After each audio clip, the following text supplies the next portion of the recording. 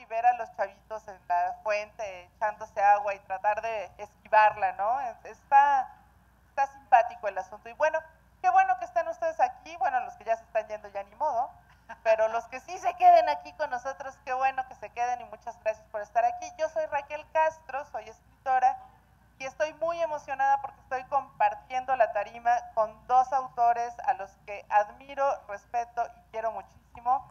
A mi derecha Alberto Chimal, a mi izquierda Toño Malpica, y los dos han escrito mucho para gente joven, son muy leídos. Y ahora me van a oír mejor. Y ahora no me van a oír nada. Ya no me, bueno, sí me oyen. Ah, no, ya ahora. No, prueba, o prueba con este. Bueno, ya los presenté, empiecen a hablar ustedes. ¿Ahora sí me oyen? Se oía interesante, era como la hija de Darth Vader o algo así. Pero bueno, Darth Vader, de hecho. Los presentaba a Toño Malpica y Alberto Chimal, y que nuestro tema es… ¿Qué tema es? Libros para chavos, literatura infantil y juvenil. ¿Por qué el Cruz Azul no gana? Ah, también. Causas y consecuencias. Triste. No, libros para chavos, Toño, como dijo Alberto. Sí. Y entonces, pues, vamos más bien a platicar, ¿no? Vamos a platicar. Hace rato que estábamos los tres caminando hacia acá, platicábamos acerca de ese tema de qué deben leer los jóvenes, y a Toño se le erizaban los pelitos de la nuca con el tema del deber, ¿no? Del deber. Y eso que puse en Twitter y en Facebook, que si yo le debía algo a alguien se presentara hoy, y creo que sí, por eso está lleno aquí, porque tengo varios acreedores. No es… Tienes todos los requerimientos de Hacienda que te están esperando. Por ejemplo, Sergio Huidrobro me dijo que si hoy podía venir a reclamar lo que le debo. Gracias por venir. No me acuerdo ni cuándo te pedí prestado, ni cuál es el monto, y no creo pagarte porque no traigo lana, pero gracias por venir. Gracias a todos los que cayeron en ese viejo truco. Gracias, Grace, por venir. Gracias a los del libro Segatón que están aquí. Gracias a Fer que está aquí. Bueno, no sé quién más me falta. A todos les paso una lana cuando vienen, por eso vienen. No, muchas gracias. ¿Y de qué estábamos hablando? Nos ibas a platicar acerca de qué deben de por qué leer, deber. ¿Por qué no deben leer los chavos? Bueno, fíjense que esto fue muy improvisado en el buen sentido de la palabra, ¿no? O sea, yo creo mucho en la improvisación. De hecho, para los que medio me conozcan saben que mi música preferida es el jazz, justo porque creo que cuando improvisas pues estás creando en ese momento y estás echándole ganas de la mejor manera, estás poniendo lo mejor de tu espíritu creativo, ¿no? Lo digo porque pues yo hace una semana creo, todavía no sabía que iba a estar aquí, pero José Ramón se le ocurrió el tiro de que nos trepáramos y habláramos de algo que nos gusta mucho a los tres, que son libros para jóvenes. Y en principio él había dicho que le pusiéramos qué libros deben leer los chavos, y sí, efectivamente, pues sí, ya que salió así, pues sí lo podemos balconear un poquito, porque yo le decía que deber leer, a mí, esas dos palabras a mí me parece como que sacan chispas y las juntas, ¿no? Porque yo creo mucho en la lectura por placer y en la lectura… pues bueno, todo lo que hemos tratado de empujar la piedrita cuesta arriba, ¿no? Los que hacemos literatura infantil y juvenil sabemos que pues a los chavos poco los puedes obligar a que se acerquen a la letra, y si los obligas con más ganas se echan para atrás, ¿no? Entonces, incluso me he atrevido a decir que en la promoción de la lectura los autores tenemos la chamba pues más divertida, que es crear historias que se dejen leer, ¿no?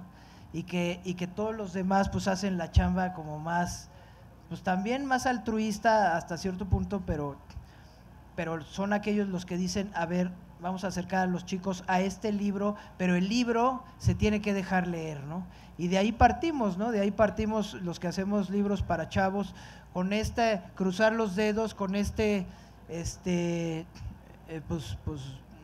no sé, tratar de que el libro en verdad funcione, ¿no? Porque tú te puedes confabular con otros autores, con otros adultos, ¿no? Que puede ser el editor, puede ser el maestro, puede ser el promotor de la lectura, para que este libro llegue a los chavos y les guste, ¿no? Y cuando llega a los chavos a lo mejor ya no les gusta y ahí es en donde se tuerce todo, ¿no? Cuando el chavo es el que toma tiene la última palabra y dice, pues este libro, pues a mí no me atrapó, y por mucho que ustedes, los 17 del Congreso, hayan dicho que este libro me tenía que gustar, si no me gustó, hasta ahí llegó el libro, ¿no? Curiosamente, entonces, pues de ahí partimos los que hacemos literatura juvenil. Raquel hace rato como que no se quiso echar porras a ella misma, pero pues ella también hace libros para chavos y los hace muy bien, ¿no?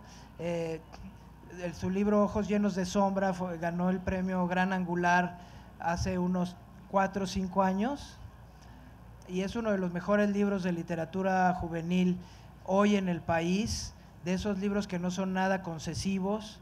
Pues a mí me gusta mucho, ¿no? O sea, es un libro que se mereció con todas ese premio, pero creo que ya no he leído otra. Recientemente acabas de sacar otro libro, ¿no? El de, ¿cómo se llama?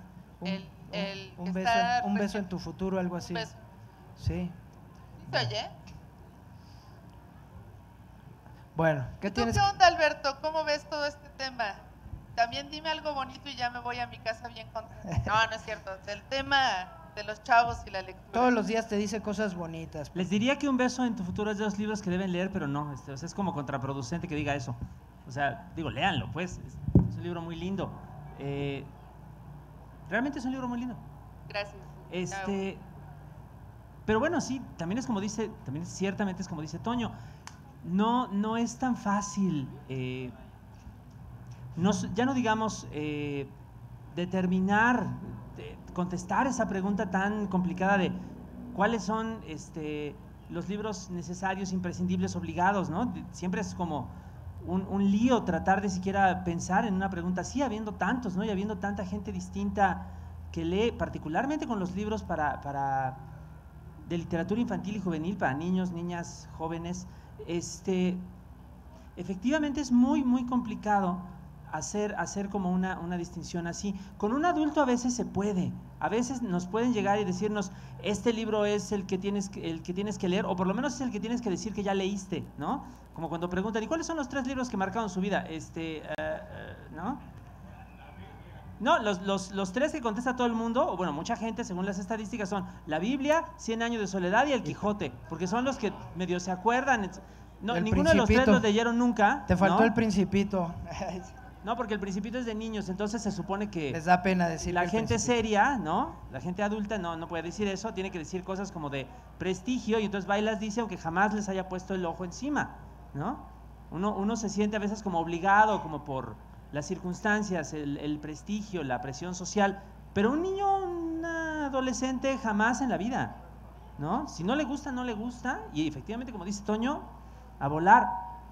Yo creo que más que pensar que en qué libros se deben leer, pues hay que pensar en cómo acercar los libros a la gente y cómo abrir la posibilidad de que se asomen a ellos, de que les den una oportunidad. En esa oportunidad es donde ocurre el enganche, donde ocurre que a una persona efectivamente le interesa aquello que tiene ante los ojos, aquel texto, aquella historia que está leyendo, y pues la lee, la termina, se interesa, se conmueve por ella. La lectura, sea cual fuere, se convierte en una parte de su vida. Eso es a lo que podríamos quizá aspirar, particularmente con la gente joven. Porque además podríamos como abrir buena conversación aquí si tratáramos de definir qué es lo que hace un libro juvenil, ¿no? Y no vamos a llegar nunca, o a lo mejor hasta por ahí alguien nos puede echar la mano, no sé, pero hay por ejemplo quien cree que yo soy una autoridad en literatura juvenil, ¿no? O sea, dicen, no, pues es que Toño Malpica tiene muchos libros para jóvenes y les gustan y etcétera, y hay necesidad de que alguien hable de literatura juvenil y me invitan, y soy perfectamente capaz de quedarme pasmado, ¿no? Porque además deben saber ustedes, los que a lo mejor no han leído nada mío y está bien, que yo empecé en la literatura juvenil incluso gracias, por ejemplo, a este señor que está aquí a mi lado. Él seguramente no se acuerda, pero mi primer libro de literatura juvenil, que se llama Ulises 2300. Claro que me acuerdo. Ganó un premio, el mismo premio que ganó Raquel años después, y Alberto estaba en el jurado. Y yo ese libro lo escribí así, ¿no? De puro oído, o sea, no sabía yo ni lo que estaba haciendo, pero dije, voy a escribir un libro que me parezca que pueden disfrutar los jóvenes, y sin tirarle al farol, o sea, sin jugar para la tribuna, tratando de ser muy honesto, contando las cosas, haciendo un libro divertido, interesante, etcétera. Y pegó, ganó el premio, y Alberto estaba ahí.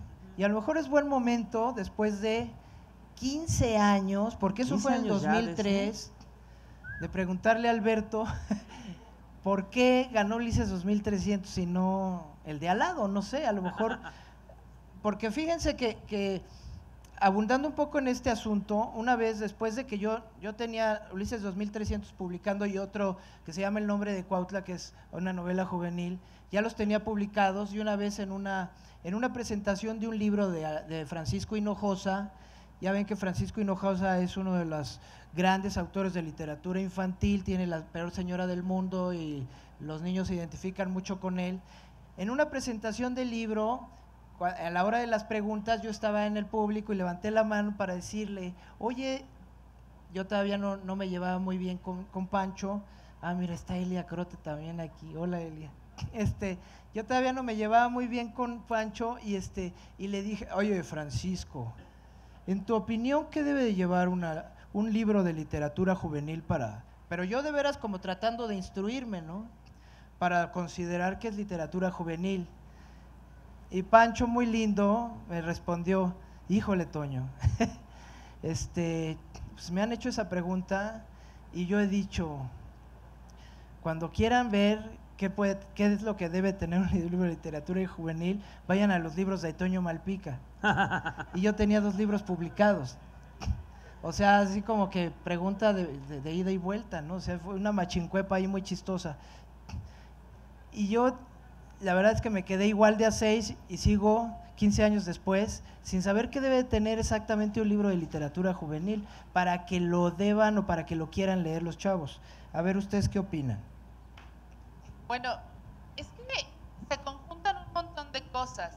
Para empezar, con la literatura infantil y juvenil tenemos un problema que no hay con la literatura adultil, y es que el lector no es quien tiene el poder adquisitivo, la capacidad de decisión. El lector último, el niño o la niña, el adolescente, tiene que pasar por las veleidades de sus papás, de sus maestros, de la gente adulta a su alrededor, que es la que va a sacar la cartera o a palomear. Y eso es un serio problema, porque a veces los libros que más se venden no son necesariamente los que más les gustan a estos lectores. Y los libros que a nosotros como adultos le decimos, ay no, ¿cómo le vas a dar a leer eso? Podrían ser los que más les gustan, pero a veces los miedos adultos involucran, es que dice palabrotas, es que habla de caca y moco, es que hay sexo, ay qué barbaridad, ¿no? Entonces ahí ya tenemos un problema, porque ¿quién define lo que es juvenil? ¿No? Ahí, y pasa mucho que nos topamos con libros aparentemente juveniles que llegan a las escuelas, llegan a los chavos, pero no son leídos. No es el caso de los tuyos, que conste. No, bueno, es algo interesante también, que entonces tendríamos que preguntarnos qué pasa ahí. Y una cosa que yo les quería comentar, alguna vez una señora me dijo, pues yo le apago el PlayStation a mi hijo, lo encierro en su cuarto y lo pongo a leer, y al final le cuento media hora y le hago examen, y mientras veo mi telenovela. No, bueno. Sí les puedo decir que ese es el mejor modo de hacer que el chavito o la chavita odie la lectura. Eso No sé decirles qué podemos hacer para que la amen, pero sí que eso es muy bueno para que la detesten. No sé, ay, ¿compartimos micrófono, Alberto? Hola, Alberto, ¿quieres compartir el micrófono conmigo? Ellos comparten muchas Bueno. cosas,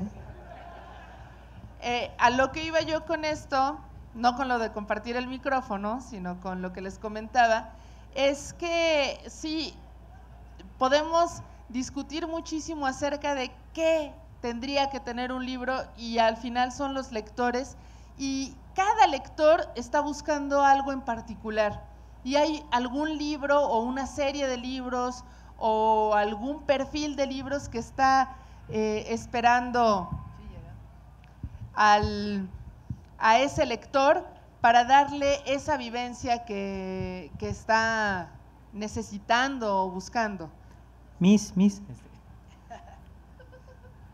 Eso es cierto, eso que acaba de decir Raquel, por supuesto. Sí. Ahora, yo creo, digo, ya que para mí, para responder la pregunta que hacía Toño, digo, ya 15 años después ya se puede decir, te voy a ser sincero, no me acuerdo si todo el mundo estaba de acuerdo a la hora de dar el fallo, pero a mí sí me gustó, pues. No, porque esa es clásica, le preguntan a un jurado de concurso, oye, ¿y qué te gustó de mi novela? No, tu novela no me gustó.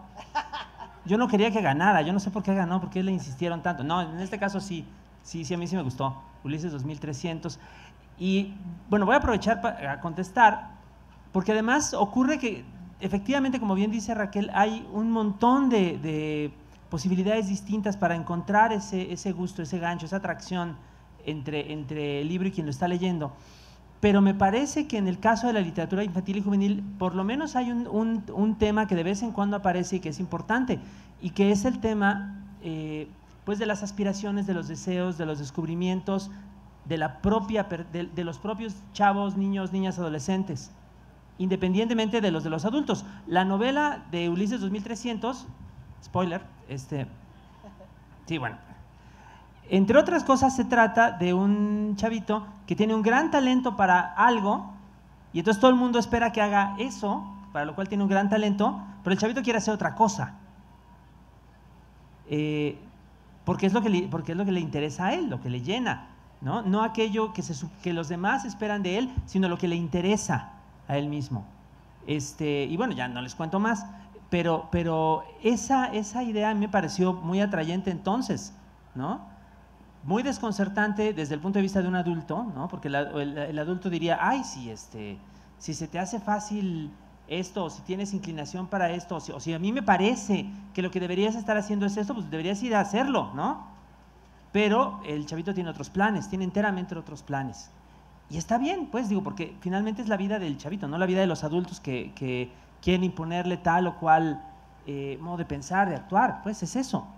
Y uno se encuentra, si ustedes lo ven, pues en varios, no en todos, pero sí en una cierta cantidad de los grandes textos, de los más queridos textos para niños y jóvenes, se van a encontrar con que hay cosas similares. O sea, La peor señora del mundo, de Pancho Hinojosa, es también un texto que espanta a muchos adultos porque tiene que ver con una serie de relaciones, de aspiraciones que no son las que los adultos se plantearían, pero que tienen todo sentido desde el punto de vista de los chavos, ¿no? Igual la obra de Roald Dahl, por ejemplo, ¿no?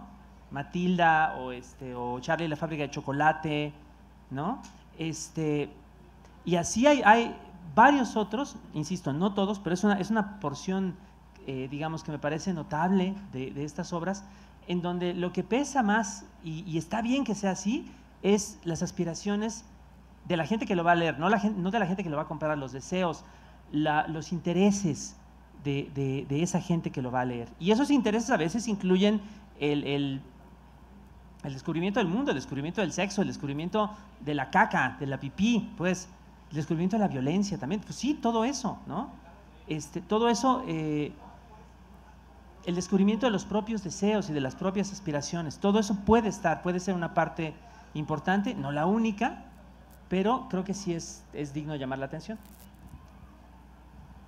Primero, me gustaría decir que tú deberías de escribir todas las contraportadas de todos los libros del mundo. Porque ahorita que dijiste spoiler, no spoileaste absolutamente nada. Y fue maravilloso. Hasta yo cuando cuento el Ulises creo que llego hasta Según yo, cuando no estoy spoileando nada, llego a la mitad. Tú ni a la contraportada llegaste. Es que al chavito le gusta algo, misterio, ¿no? ¿No? Pero es que al chavito le la gusta gente, algo. la gente quiere que le guste, porque el chavo es muy bueno para algo. Bueno, pues el chavo es muy bueno para el ajedrez. Déjame por lo menos echar esa, ¿no? Pero es maravilloso lo que acabas de hacer, Alberto, ¿eh? Es que tomando esto que dices, yo siempre he defendido que la literatura infantil y la literatura juvenil es la que se apropian los lectores, ¿no? O sea, siempre he dicho que los libros para jóvenes son aquellos que se apropian los jóvenes, y pongo siempre también el ejemplo de los grandes autores para jóvenes o que nosotros descubrimos en nuestra juventud, porque como no teníamos, entre comillas, quien nos escribiera, pues también hacíamos nuestros libros como los de Julio Verne o los de Emilio Salgari, ¿no? Que fue por donde por lo menos yo entré a la lectura, ¿no? Pero trayendo esto a colación, a mí me gustaría preguntarte nuevamente, ¿cómo le va a Horacio Custos con los chavos? Porque a mí me parece un gran personaje juvenil, ¿no? O sea, a mí me hubiera gustado mucho. ¿Alguien aquí ha leído a Horacio Custos, no? No.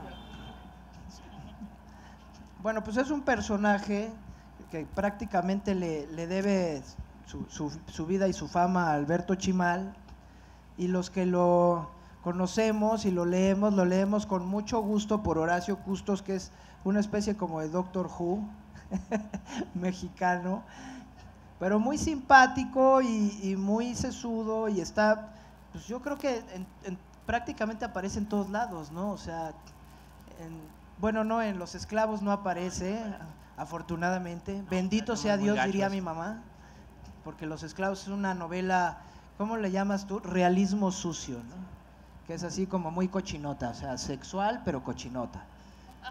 Y Horacio Custos no lo veo yo en esos trances, aunque en La Torre y el Jardín anda por ahí, pero él no participa en las aficiones zoofílicas del resto de la banda. Ya, spoilers. Spoiler.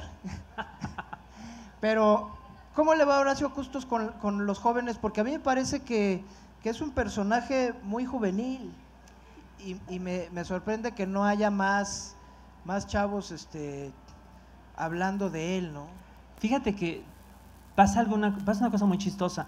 Este personaje al cual se refiere Toño, que efectivamente, bueno, es de mi invención y que está por ahí en varios libros, nunca ha sido promovido como personaje juvenil.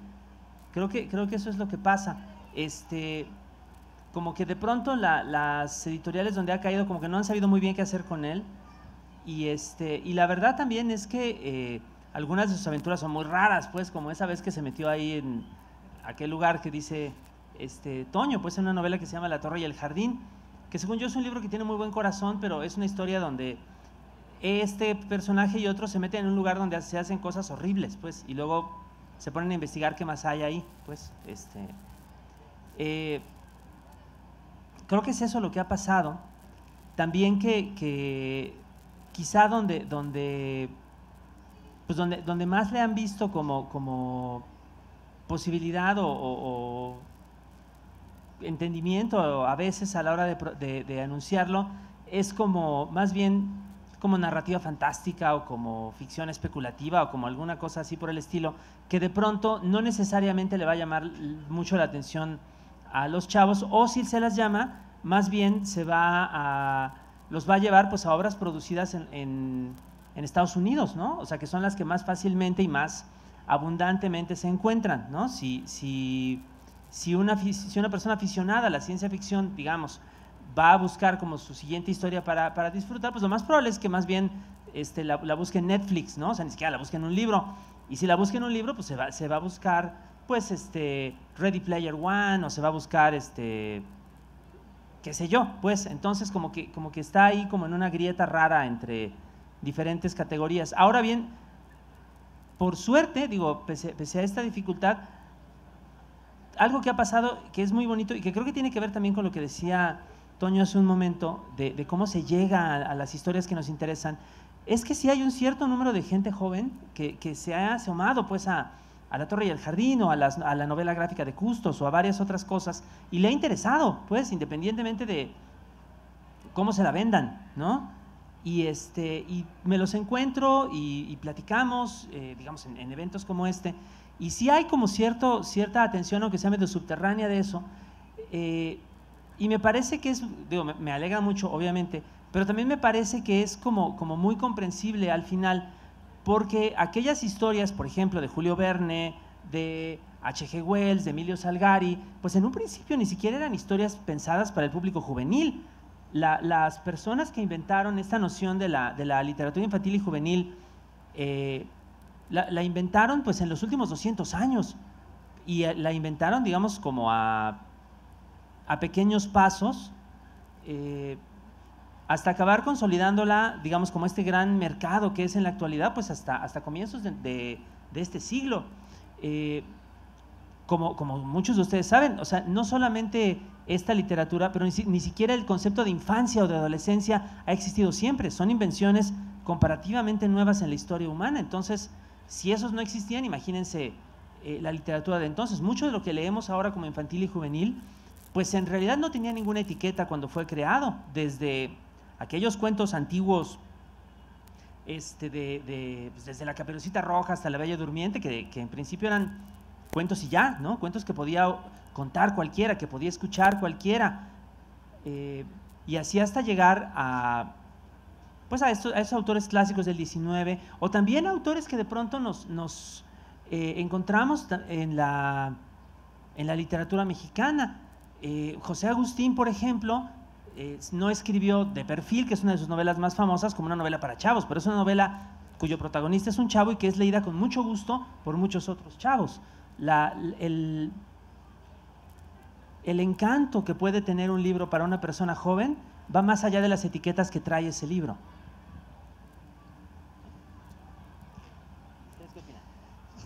Es que, por ejemplo, yo no fui niño lector, ¿no? Y yo entré por esos libros, pero por ejemplo ustedes, ¿tú te acuerdas, Raquel, qué fue lo que te maravilló cuando eras Yo sí fui adolescente? niña lectora, desde bien chiquita y mi mamá era maestra de literatura. Creo que eso es importante mencionarlo, porque la casa sí estaba llena de libros y ella como maestra y pedagoga, como que yo era una especie de proyecto científico, una hijilla de indias, ¿no? Conmigo probaba los libros que les iba a dar a leer a sus alumnos, cosas así, ¿no? Y la verdad a mí me gustaba leer desde que era muy chiquilla, pero me acuerdo mucho de cuando empecé a leer libros que no me daba mi mamá, sino que me esquilmaba yo por ahí, ¿no? Que me encontraba por mi cuenta. Por ejemplo, mi papá tenía la colección de Aguilar de novelas de detectives, que está Sherlock Holmes y Fantomas y Ellery Queen, y en esa colección yo llegué a un tomo que está mal catalogado, estoy segura de que está mal catalogado porque es una antología de cuentos de terror de un autor belga que se llama Jean Rey. Y cuando me encontré ese libro, que yo calculo que andaba yo en la preadolescencia, unos 11, 12 años, lo volví mío, efectivamente, así, lo saqué de la colección de mi papá, se pasó a mi librero, nunca lo devolví, lo sigo teniendo yo, ya que me mudé, lo tenemos en casa, se volvió muy importante para mí.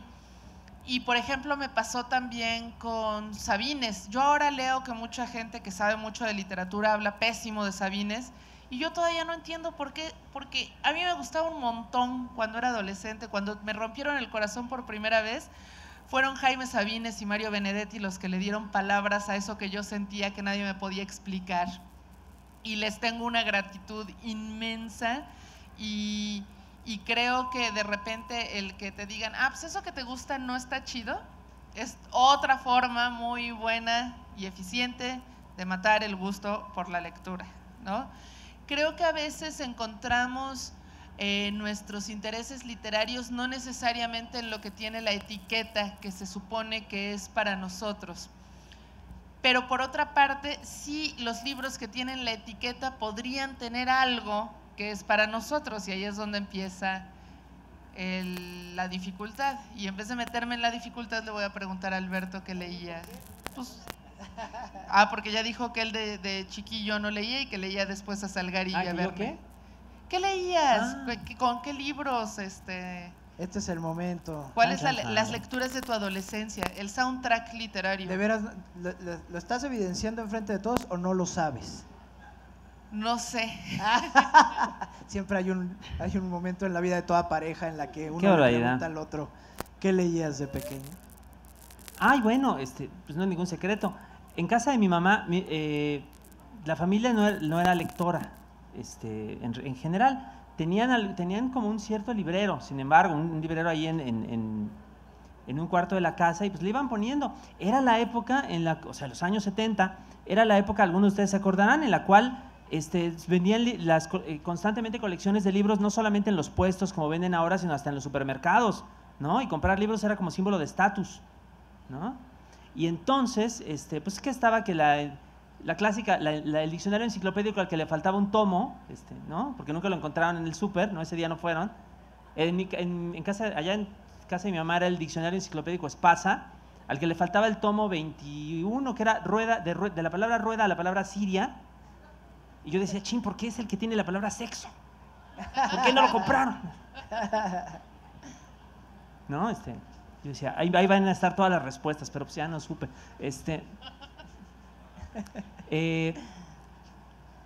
Bueno, no, pero incluso antes de eso, bueno, ahí estaba el librero, pues, y en ese librero había de todo. En aquel entonces la costumbre era, por lo menos allá en Toluca, en donde vengo, pues recetarle a los niños a los que se les recetaba algo así, pues algo de un surtido muy escaso de libros para niños que había, que eran básicamente como adaptaciones de cuentos de la Disney, ¿no? Mickey Mouse en esto, el Pato Donald en esto otro, Cenicienta. Todos esos me los recetaron cuando era muy chico, pero en un momento dado dejaron de hacerlo.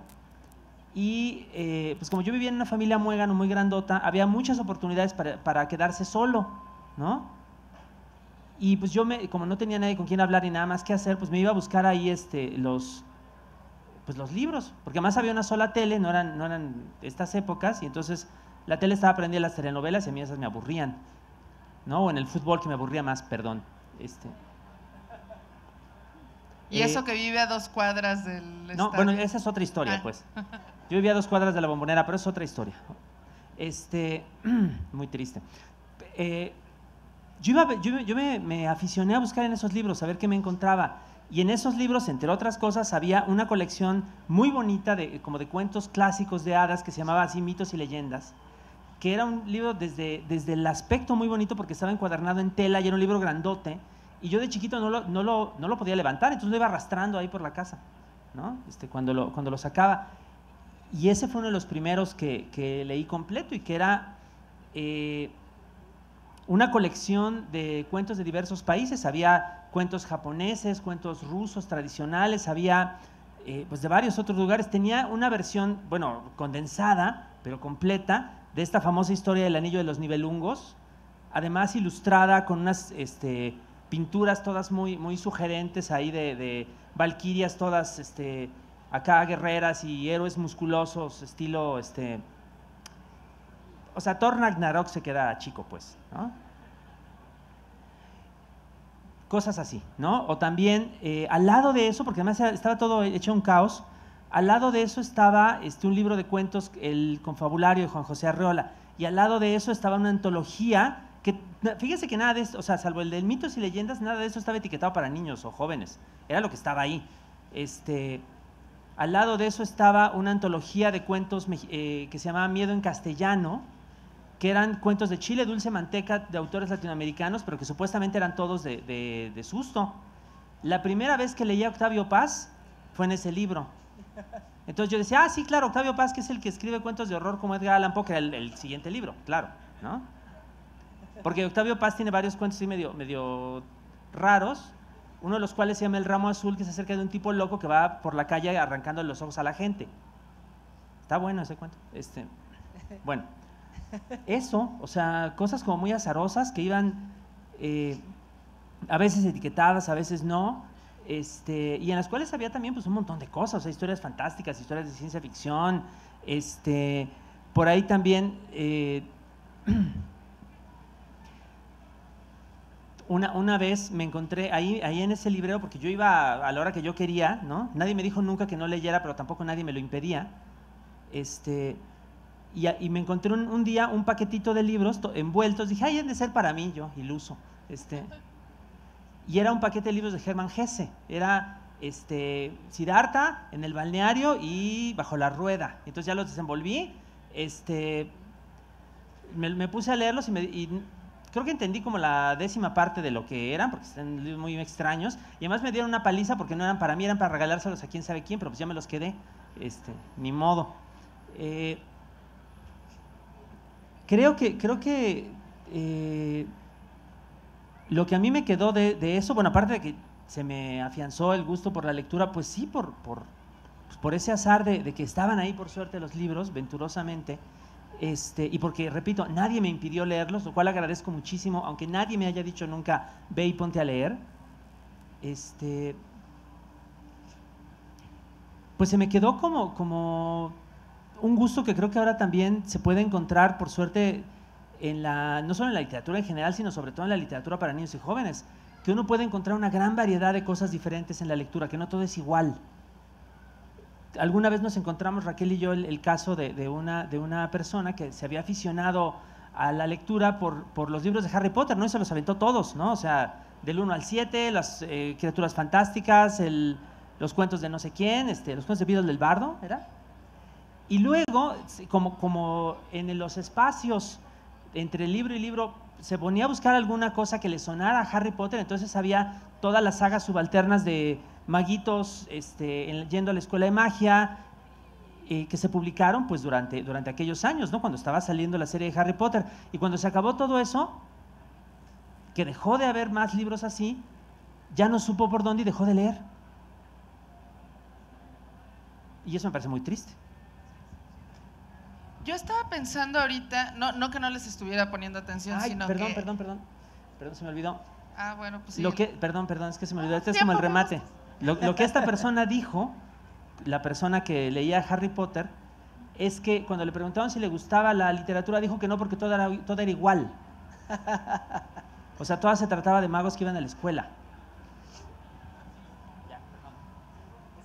Es un caso real ese. ¿Ese sí? Sí.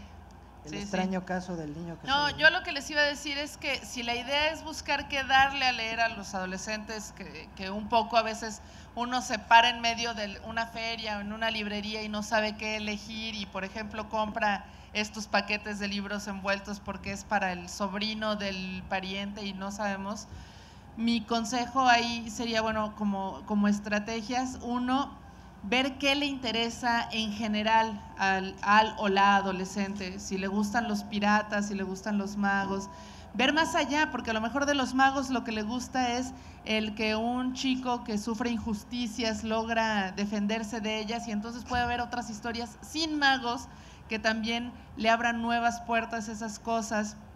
A veces se puede hacer la recomendación literaria como si fuera un traje a la medida, ¿no? Sabiendo lo que nos gusta, lo que nos interesa. También, si tienen un chico o chica que lee, animarle la lectura. Alberto les puede contar de cuando lo mandaban por los refrescos, porque la onda era, a ver, ¿quién no está haciendo nada? Ah, el que está leyendo que vaya por los refrescos, ¿no? El que está leyendo no está haciendo nada. Seguramente les ha tocado. Y como pasaba por la Bombonera, odió el fútbol. Claro, por supuesto, porque todos estaban viendo el juego, ¿no? Entonces, si tenemos un adolescente que lee, en lugar de decirle, oye, ya te compré muchos libros, ya se acabó, ya madura, pues ¿por qué no presentarle esas bonitas amigas que son las bibliotecas o los clubes de lectura y los intercambios, ¿no? Que creo que podrían ser una opción. Y otra cosa más, de veras que la lectura no se tiene que acabar cuando se acaban las lecturas obligadas de la escuela, que es bien triste que dicen que en México no se lee, pero las cifras lo que revelan es que los niños y adolescentes leen un montón, pero pasando esa etapa es cuando se deja de leer. Sí. Entonces algo está pasando que no estamos haciendo bien como adultos, animando a que los chavos sigan leyendo. Y última, lo prometo, así como ninguno de nosotros querría dedicarse a leer exclusivamente los manuales del SAT o alguna otra cosa así obligatoria y muy útil y muy necesaria, no podemos esperar que los chavos lean exclusivamente cosas que son formativas. Todo ser humano, desde la infancia hasta la vejez, quiere divertirse, emocionarse, empatizar con lo que lee, no nada más formarse, que creo que son como las formas más sádicas de matar el gusto por la lectura o por cualquier otra afición. Sí. Ya, les dejo la palabra, muchachos. No, pues a lo mejor hasta es buen momento para que alguien en el público levante la mano y nos exprese sus dudas, comentarios, reclamos. A ver si hay varios, mira por ahí. Los reclamos son todos para ti, ¿eh? Sí, ya les dije que, exacto, ya. Ahorita pasamos a las cuentas. Hola, soy Gabriel. Y yo empecé a leer por necesidad. Mi mamá se volvió a casar y tuvo muchos bebés, uno tras otro. Echaban carreras con el vecino a ver quién tenía más hijos en menos tiempo. Eso pasa. Pero aprendí, primero, antes de eso, aprendí a leer como a los 4 años y medio, porque en mi casa nadie me quería leer los muñequitos. Y entonces, pues, no sé cómo, pero aprendí a leer. Y como yo era un monstruito, ¿no? A los 8 años ya me había leído los Nibelungos, pero en original. Y a los 10 ya me había leído el Quijote. Wow. Entonces, pues era una locura, ¿no? ¿Pero sigues leyendo ahora? Sí. Sí, un poquito. Sí. Sí, un aplauso para el señor, ¿no? Gracias. Y yo creo que bueno, también en descargo de mi mamá diré que es maestra y toda la vida también leyó. Entonces creo yo que la mejor manera y la mejor lectura para nuestros muchachos, pues es el ejemplo y lo que le vamos enseñando nosotros como papás, porque es parte del legado, ¿no? Así como le heredas tu cultura, tus mañas, también tus lecturas, ¿no? Siempre digo que los hijos son la mejor carta de presentación de uno. Tienen tus virtudes y tus defectos corregidos y aumentados. Gracias. Gracias, qué bonito. Muy bien, gracias. A ver, allá atrás, mira.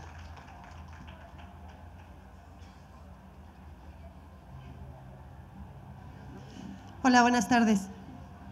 Bueno, aquí me parece muy importante el hecho de que los muchachos tengan acceso a leer lo que gusten. Se etiquetan los libros para jóvenes, los libros para niños, pero de repente vemos que los chavos empiezan a leer otro tipo de lecturas. Yo me pregunto, bueno, ¿qué leía Cervantes? No había libros para niños ni para jóvenes. A mí me parece importante que si un chavito quiere leer al Marqués de Sade, se le permita leerlo. A mí me ha pasado con mis hijas que, bueno, han tenido una introducción, por ejemplo, con el manga y lo disfrutan mucho. Incluso a mí me han enseñado mucho desde rock japonés, desde pop coreano, libros y autores que yo no tenía ni idea, y también es muy enriquecedor para nosotros. Pero considero que sí es muy importante que los muchachos también tengan voz y voto en las escuelas, claro, de exigir su derecho a leer lo que gusten, lo que quieran. A mí me sorprende que, por ejemplo, mi hija mayor de repente, ella solita se introdujo con Cervantes, especialmente con el Quijote. Y me dio mucho orgullo que una chavita de 14 años empezara a leerlo y con gusto, ¿no? Que mi hija pequeña empieza a leer ya libros un poco más complejos de autores que yo ni siquiera tenía idea, ¿no?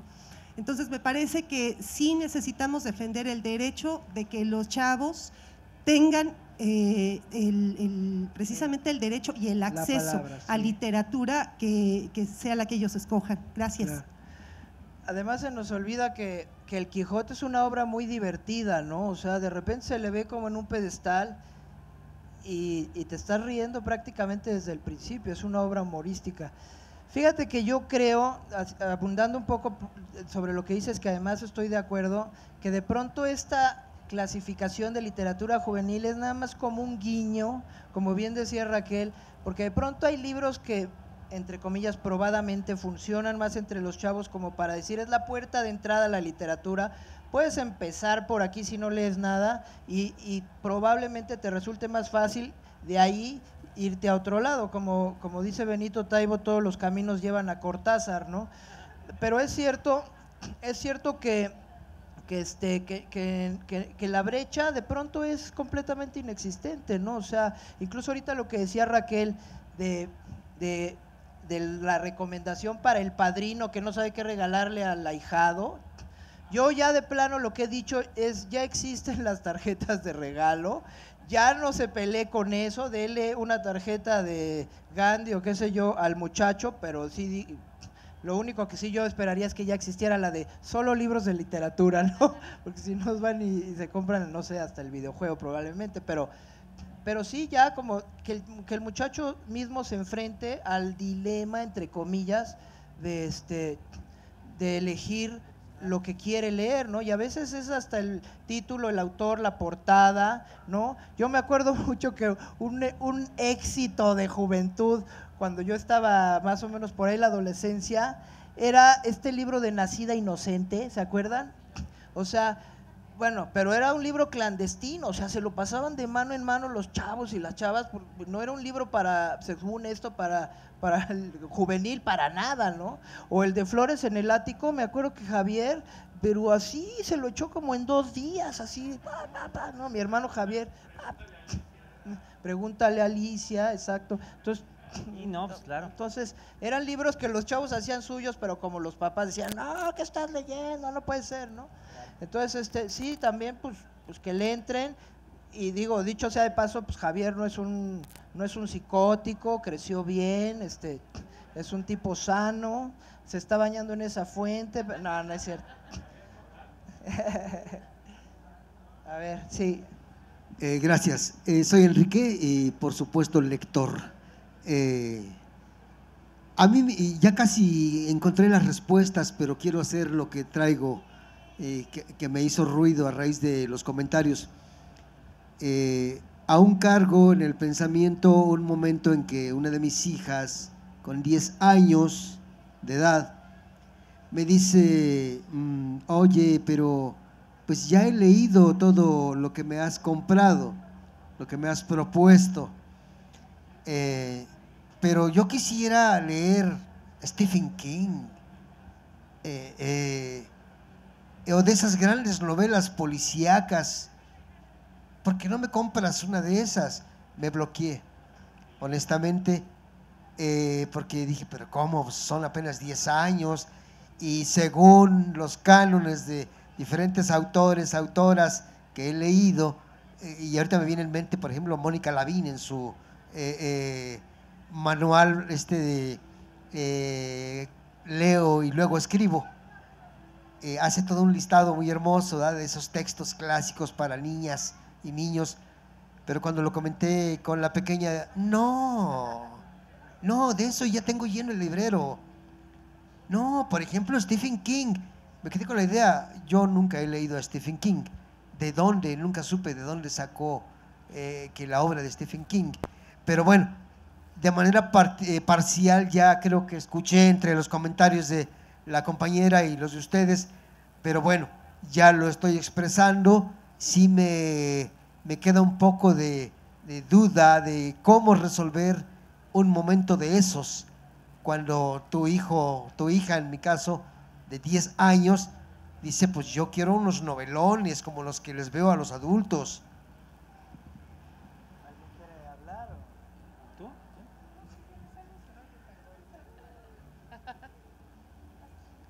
Yo diría que le dé chance. Lo peor que puede pasar es que no lo termine. Finalmente, el camino de cada persona que lee es distinto, ¿no? La vida de cada lector es diferente y va a pasar por diferentes etapas y no necesariamente va a pasar por ellas en el orden en el que podría estar prescrito, digamos, convencionalmente, ¿no? Igual, o sea, los que empezamos los que entramos por las puertas, digamos, entre comillas, equivocadas a la literatura, ¿no? A mí me tendrían que haber dicho, no leas ese cuento de Octavio Paz, que es una obra menor, lee primero sus poemas o sus ensayos, o léelos hasta que hayas cumplido los 15. Pues, ¿por qué, no? ¿Por qué si me encuentro esto y me interesa, por qué no lo voy a leer? Yo creo que sí vale la pena darle la oportunidad. No hay que subestimar las capacidades lectoras de las personas, ¿no? Porque si hay ese interés, lo más probable es que nos sorprendan para bien, ¿no? Hay que acompañar la lectura, pues como se acompaña la vida de las personas que queremos, ¿no? Se conversa, ¿no? Se pregunta. Usted le podría preguntar, ¿cómo te enteraste de la existencia de Stephen King? Ah, no, pues por tal lado, tal otro. Y a lo mejor a usted también le interesa, ¿no? Si me permite, Stephen King tiene, bueno, es famoso por un montón de cosas, pero tiene desde obras muy, muy densas y muy tremebundas como La danza de la muerte, pongamos por caso, que quizá no es la que yo recomendaría de entrada, pues para nadie, ¿no? Pero tiene también cosas que son muchísimo más accesibles, como por ejemplo, El cuerpo, ¿no? Ese es un libro muy lindo, de hecho, o si no, El ciclo del hombre lobo, o si no, Carrie, ¿no? Su primera novela, por decir algo, ¿no? O sea, así de bote pronto, ¿no? O sea, yo creo que no hay ningún problema con eso. No, yo iba a agregar algo. Es muy... las edades lectoras son una sugerencia, pero no hay como uno que está cerca de los chavos con los que está uno cerca para saber qué tan cerca está de veras de esa edad lectora recomendada, ¿no? Podemos encontrar niños de 10 años que ya no le tienen miedo a las novelas gordísimas y chavos de 17, 18 que todavía después de 15 minutos de leer ven borroso porque no tienen de verdad no tienen los músculos oculares entrenados para leer mucho tiempo, porque como todos los músculos requieren entrenación. Entonces eso es un poco ir juntos viendo las opciones, y yo creo que una cosa bien necesaria es tender puentes. Me gusta mucho decirle siempre eso, tendamos puentes. Tú quieres leer Stephen King, a mí me gustaría que leyeras esto, ¿qué te parece si leemos los dos juntos, los dos libros y los platicamos? Porque sí es cierto, hay que dejar que lean lo que quieren, pero ¿cómo van a saber lo que quieren? O sea, si dejamos que lean lo que quieran sin tener una educación del gusto previa, le va a pasar como a la persona que conocimos, Alberto y yo, que solo quería leer a Harry Potter. Ok, dime qué quieres, pero platícame por qué quieres leer eso para ver si de lo que yo he leído te puedo recomendar otras cosas que amplíen tu panorama lector. Y vamos a leer juntos. Les decía hace rato, no porque está leyendo lo vamos a mandar por los refrescos, pero no porque está leyendo va a dejar de colaborar con las tareas de la casa.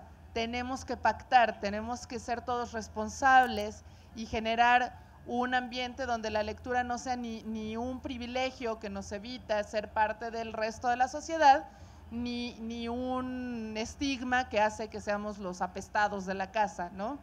Creo que podría ir un poco por ahí, y creo que el chiste es ese, buscar los puentes que nos permitan comunicarnos, porque a fin de cuentas, ¿qué es la literatura sino el puente entre una mente que escribió el libro y otra que es quien lo está leyendo, ¿no? Buenas tardes, mi nombre es Alejandro. Bueno, primero que nada, pues yo me crié y empecé a leer en los años 60, donde pues no había más que si acaso alguna televisión en la casa, y eso era muy raro. A mí primero me obligaban a leer, después le agarré gusto. Los 3 hijos que tengo afortunadamente empezaron a leer muy chicos, muy jóvenes. Se han leído una cantidad impresionante de libros los 3. Y una pregunta que a mí me gustaría hacerles muy importante. Cuando una persona empieza a escribir, tengo entendido que Ernest Hemingway empezó a escribir a los 15 o 16 años. Edgar Allan Poe, en el que ustedes son muy, pues, una autoridad en Edgar Allan Poe, creo que empezó a escribir a los 16, 17 años y era inclusive famoso. En la actualidad es un poco más difícil que haya escritores así. Sin embargo, ¿a qué edad podría una persona empezar a escribir, digamos, si tuviera esa inquietud?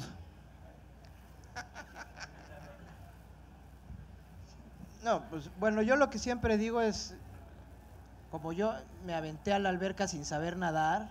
Para los que no sepan, yo soy ingeniero en computación y me aventé a la escritura porque me di cuenta de que me hacía más feliz contar historias que programar en BASIC y en Fortran, ¿no? Y en Pascal.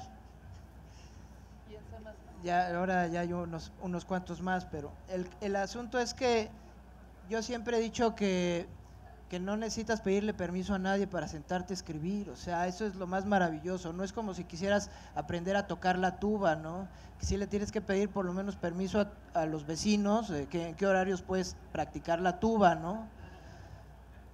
Escribir es un acto íntimo y la verdad, como dice Terry Pratchett, hasta divertido, ¿no? O sea, cuando le agarras el gusto, es la actividad más divertida que puede hacer una persona sin necesitar de ayuda, dice Terry Pratchett. Entonces, yo lo que digo es, cualquiera que quiera escribir, que se siente a escribir. Ahora, si tú me dices, ¿cuándo es la edad propicia para que publique su primera novela? Pues cuando esté listo, eso sí, ¿no? O sea, tú puedes empezar a escribir a los 11 años, pero a lo mejor tu primera novela va a estar lista hasta los 24 porque estuviste todo ese tiempo entrenándote, a menos que seas un super genio y qué sé yo, ¿no? Eso es lo que yo les digo a los chicos, o sea, empiecen a escribir ya, pero no se desesperen si su primera novela no encuentra editor, o la segunda o la tercera. Un escritor es el que escribe, no el que publica, ni el que gana premios, ni el que pone en Facebook Toño Malpica, escritor. No, o sea, escritor es el que todos los días tiene tanto cariño por ese oficio que lo ejerce, ¿no? Bueno, si no, un día no, porque a lo mejor estás mojándote en la fuente, no pasa nada, pero sí es una actividad constante y a la que le dedicas cariño y dedicación, eso ya te hace escritor, en mi opinión, ¿no? Yo creo que lo que dijo Toño está muy bien. Bueno, pues creo que ya nos tenemos que ir porque además sigue Bef, con ustedes el gran Bernardo Fernández Bef, que está allá atrás. Muchas gracias a todos los que vinieron. Les pido por favor un aplauso y quiero decirles que tenemos libros, tenemos de Raquel, tenemos